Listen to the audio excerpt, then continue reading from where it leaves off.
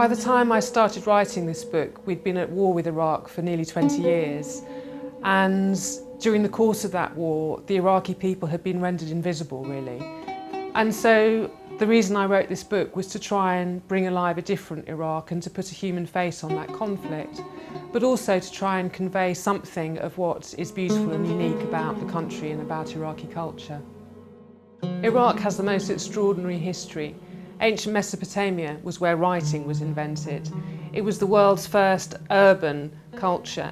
In fact, at one point, 90% of the population of ancient Iraq lived in cities. Some of those cities are still famous today, like Nineveh and Babylon. This isn't some abstract, esoteric thing. You can see that lineage in the faces of the people in Iraq. You can look in the museum and see this fantastic relief of a woman's face from 2000, 3000 BC, and then walk through a street and see someone who's got those same features still today, 5,000 years later.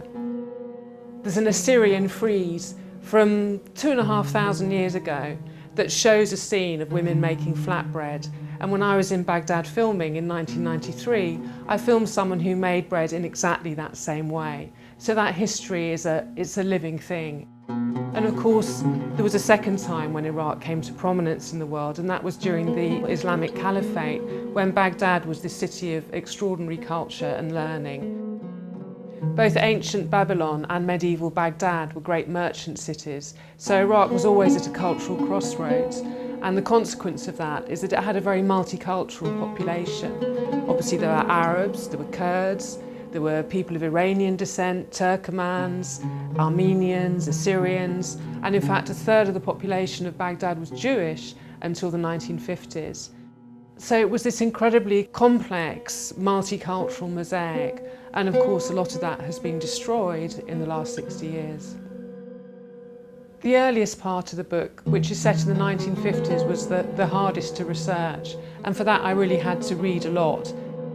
For the later part of the book, I had my own material to draw on because I made a film in Iraq in the 1990s, and so I had interviews with many people, and of course I talked to them off camera as well about their experiences.